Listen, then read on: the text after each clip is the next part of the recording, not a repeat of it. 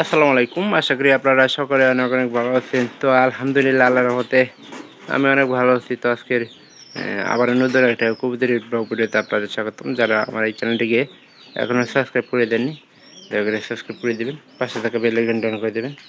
পরবর্তীতে আমার এই সকল গ্রামের নতুন, নতুন কবুতরের ব্লগ ভিডিওগুলো পাওয়ার জন্য। তো আপনারা আমার এই ভিডিওগুলোকে মিস করবেন না। আশা করতেছি সম্পূর্ণ ভিডিও দেখবেন, ভালো লাগবে। তো গতকালকে এরা রাত্রে থেকে আমরা বিকাল থেকে কবুতরের পায়রাটার পায়রি পাইতেছি না। তো আমার মনে হইতেছে যে এই কবুতরের পায়রিটা হয়তো কেউ আটকাইছে। না আটকালি তো মনে করেন যে এ পায়রি আসলে বাহিরেও থাকে না। যেমন ওই যে কানের হয়তো চিপাই দেখতেছেন নাকি বলতে পারলাম না। ওই যে দেখেন একটা পায়রি আছে জ্বালাই গেলে, ওটার সাথেকার পায়রি ছিল ওইটা। তো ওটা কিন্তু ঠিকই মনে করেন যাইছে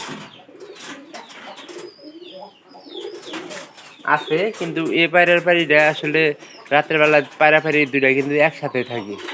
একসাথে তাই গতকালকে কিন্তু আমরা ওইটা পায়রিটা পাই নাই। তো আমার মনে হয় যে এটা আসলে যারা এই কাজটা করছে এটা ঠিক কাজ করে নাই।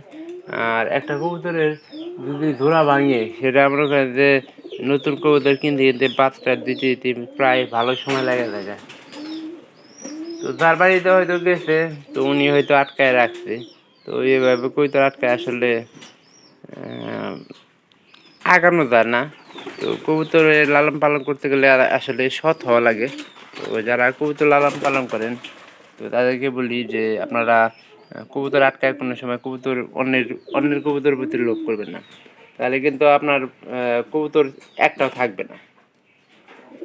আপনি একটু লক্ষ্য করেন যে সময় এলে আপনি বুঝতে পারবেন যে অন্যের কবুতর যদি আটকানোর চেষ্টা করেন তাহলে নিজের কবুতরগুলা কিন্তু এক সময় কোনো কবুতরই থাকে না।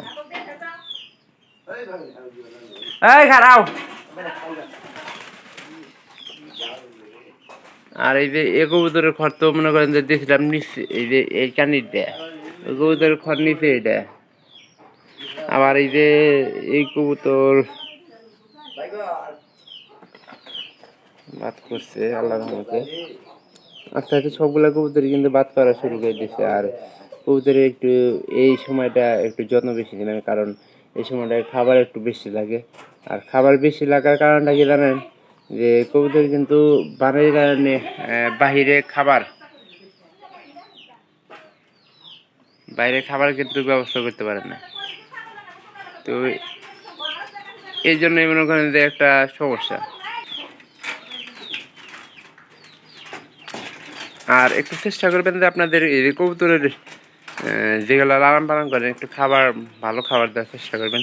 তো ভালো খাবার না আসলে এইদিকে কিছু কিছু চোর আছে আমাদের এইদিকে, যারা মনে করেন যে প্রতিনিয়ত কবুতর আটকানো অভ্যাসটা খারাপ। গত কয়েক মাস বলতে 1 বছর আগের কথা বলি, যে আমাদের কবুতরগুলা একটা বাড়িতে একটা কবুতরের মনে করেন যে যারা পালন করতো ওরা লোভী আছিল এটা, যে আমার দেয়া হওয়া কবুতর মানে আটকায় বোঝাচ্ছে নিজের কবুতর। পরে আমি আর ধৈর্য বলতেছি করি নাই। কিছু কিছু ক্ষেত্রে আসলে কবুতর লালন পালন ক্ষেত্রে আসলে সৎ হওয়াটাই সবচেয়ে বেশি মনোবল থাকে ভালো। আর সৎ না হইলে আপনার কবুতর খুবই কম থাকবে। আমার কবুতর আপনি এসে সমস্যা নাই, কিন্তু একটা বিষয় হলো যে এক সময় কিন্তু এর পাপের ফল আসলে ভোগ করা লাগবে।